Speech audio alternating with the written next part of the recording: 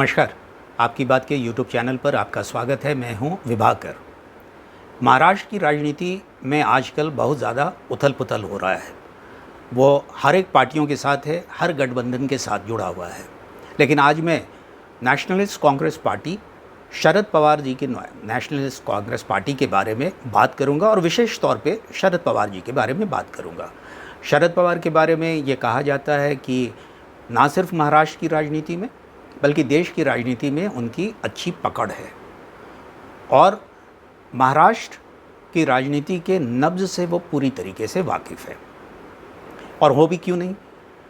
उन्होंने दरअसल राजनीति की शुरुआत 1957 से शुरू कर दी थी, जब वो यूथ कांग्रेस के सदस्य के तौर पे काम करना उन्होंने शुरू किया था।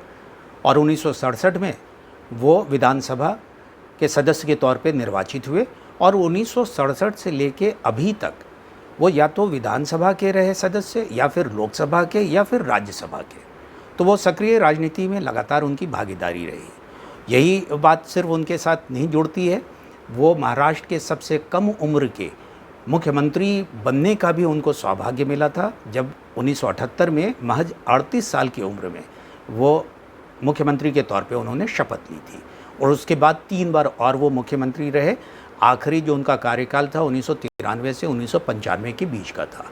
इसके अलावा वो केंद्र में भी मंत्री रहे, 3 दफ़ा मंत्री रहे। पहले वो नरसिम्हा राव जी के नेतृत्व में रक्षा मंत्री के तौर पे उन्होंने काम किया। बाद में प्रधानमंत्री डॉक्टर मनमोहन सिंह के जो 2 कैबिनेट बने 2004 और 2009 में, उसके भी वो सदस्य रहे और कृषि मंत्री के तौर पे उन्होंने अपनी एक पहचान बनाई। लेकिन वो ज़्यादा जाने जाते हैं कि 1999 में जब रास्ता उन्होंने कांग्रेस के साथ अलग किया, अपनी पार्टी बनाई। और पार्टी बनाने का कारण उन्होंने जो बताया था वो सोनिया गांधी के विदेशी मूल का था। उनके हिसाब से देश के प्रधानमंत्री पद का दावेदार वही व्यक्ति हो सकता है जो इस देश का नागरिक हो, और सोनिया गांधी के पास चूँकि वो बात नहीं थी तो उसके खिलाफत करके उन्होंने अपनी एक पार्टी बनाई, नेशनलिस्ट कांग्रेस पार्टी। शुरुआत बहुत धमाकेदार रही, इसमें कोई दो राय नहीं है। 1999 में वो पार्टी महाराष्ट्र में के साथ शुरू हुई। 4 अन्य राज्यों में भी उन्होंने चुनाव लड़े और उनको सफलता भी मिली। वो राज्य थे महाराष्ट्र के अलावा अरुणाचल प्रदेश था, वो मेघालय था, वो नागालैंड था और वो मणिपुर था। राष्ट्रीय पार्टी का दर्जा भी मिला। 1999 का चुनाव में जो शुरुआत मैंने कहा कि धमाकेदार थी, वो 58 सीटें उनको मिली थी और 22.7% के करीब उनको वोट मिला था। 288 सदस्य होते हैं महाराष्ट्र की विधानसभा में। लेकिन चूंकि किसी पार्टी को बहुमत नहीं मिला था तो एक नेचुरल अलाई के तौर पे कांग्रेस के साथ उन्होंने हाथ मिला लिया और उस समय से वो लगातार कांग्रेस के साथ है। 15 साल तक कांग्रेस और एनसीपी का गठबंधन महाराष्ट्र में सत्ता में रहा। लेकिन पार्टी का जिस तरीके से प्रभाव क्षेत्र बढ़ना चाहिए था, जो विकास होना चाहिए था, जिस तरह की शुरुआत थी, वो देखने को नहीं मिली। अगले चुनाव में उनकी सीटों की संख्या तो बढ़ गई, वो 71 सीटों पे लेकर आए, लेकिन वोट का जो प्रतिशत है चुनाव दर चुनाव वो घटता गया और अब वो 16.7% के करीब उनके पास 2019 का जो चुनाव हुआ था उनके पास रहा।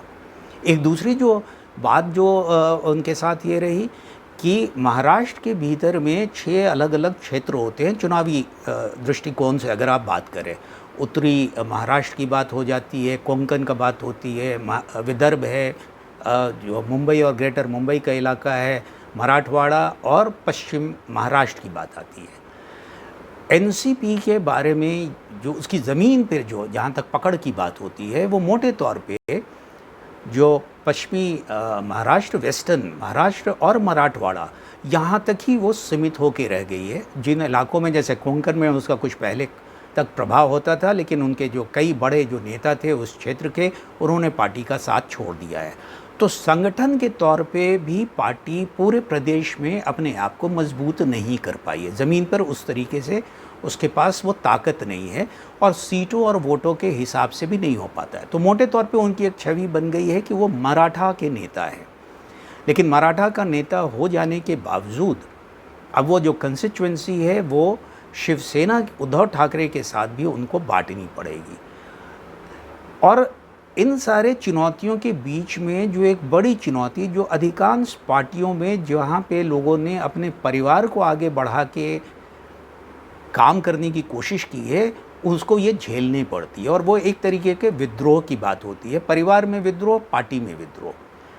अब ये थोड़ा सा अटपटा सा लगेगा कि विद्रोह की ऐसी कोई तो बात खुले तौर पे नहीं हुई है, तो ज़रा याद आपको दिला देता हूँ कि 2019 के चुनाव के बाद उनके भतीजे जो कि दाहिने हाथ के तौर पे माने जाते हैं और एनसीपी को महाराष्ट्र में अगर किसी नेता की ज़मीन पर जिसकी पकड़ के तौर पे पहचान है, जिसने ऑर्गेनाइजेशन को खड़ा करने की बात की है, शरद पवार जी के साथ कंधे से कंधा मिलाकर एक एक कार्यकर्ता को जो आदमी जानता है, वो बीजेपी के साथ हाथ मिलाने चला गया और उप मुख्यमंत्री के तौर पे उन्होंने शपथ भी ले ली। ये अलग बात है कि 3 दिन के भीतर ही वो फिर वापस आ गए। लेकिन अभी हाल के दिनों में एक बार फिर ये चर्चा होने लगी, सुगबुगाहट होने लगी, जिसकी खुद अजित पवार ने कभी पुष्टि नहीं की, ऐसी कोई बात नहीं हुई, ना ही बीजेपी की तरफ से ये कहा गया, लेकिन एक चर्चा होती रही कि वो फिर से बीजेपी के साथ हाथ मिलाने के लिए महाराष्ट्र की राजनीति में बेताब हो रहे हैं। तो जो कहा जाता है कि महाराष्ट्र की राजनीति को बहुत अच्छे से समझने वाले हैं शरद पवार, और राजनीति की जितनी सूझबूझ उनको है शायद उस देश में किसी और नेता को नहीं है, कम से कम विपक्ष के किसी नेता को नहीं है। तो उन्होंने एक घोषणा की कि वो अपनी ऑटोबायोग्राफी जब वो रिलीज़ कर रहे थे कि वो पार्टी के अध्यक्ष पद से इस्तीफ़ा दे रहे हैं। तो जैसे उन्होंने इस्तीफ़े की घोषणा की और स्वास्थ्य का कारण बताया गया, तो पार्टी के कई पदाधिकारी और कार्यकर्ता जो उस समय मीटिंग में मौजूद थे, सबने इसका विरोध किया। उन्होंने दबाव बनाया कि आपको वापस लेने का है। लेकिन वहाँ पे अजीत पवार लोगों से ये कहते हुए देखे गए, सुने गए, सब किसी ने देखा है उसको, कि वो कह रहे हैं कि इन पे दबाव नहीं बनाए, इन्होंने अपने स्वास्थ्य के लिए फ़ैसला लिया है, इनका संरक्षण हम लोग को मिलता रहेगा, तो इनके इस्तीफे को कबूल कर लेना चाहिए। लेकिन वो चूँकि होना नहीं था, वो शायद एक स्क्रिप्टेड एक स्ट्रैटेजी थी।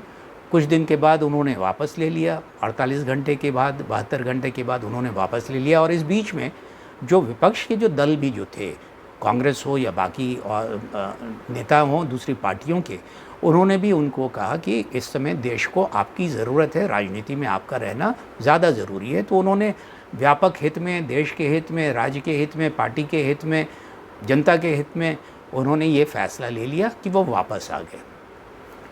24 साल अभी स्थापना दिवस का उनका हुआ था, 25वें साल में प्रवेश करने का मौका था। दिल्ली में उन्होंने एक मीटिंग की जिसमें सभी लोग मौजूद थे। वहाँ पे उन्होंने एक और धमाका किया, और वो धमाका थोड़ा अप्रत्याशित रहा हर किसी के लिए।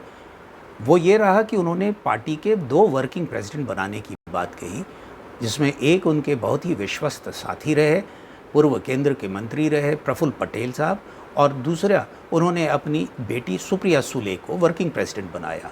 लेकिन चौंकाने वाला काम ये हुआ कि इस पूरे जहाँ पे उन्होंने काम का जो बंटवारा किया, जवाबदेही लोगों को दी, उसमें उन्होंने अपने भतीजे अजीत पवार को कुछ भी हाथ में नहीं दिया।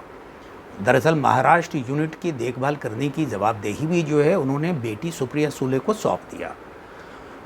उस समय जो लोग भी देख रहे थे, उन सब किसी को चेहरा का भाव अगर जो पढ़ के जो नज़र पे आ रहा था साफ साफ कि अजीत पवार इस फैसले से नाखुश है, उनकी सहमति इस फैसले के साथ नहीं है। लेकिन एक डिसिप्लिन पार्टी वर्कर के तौर पे जब लोगों ने सवाल किया तो उन्होंने ट्वीट करके कहा, बोला कि नहीं, ये सहमति से है और वो पूरी तरीके से खुश है, उनको कोई परेशानी नहीं है। लेकिन अब बारी थी उनके धमाका करने की।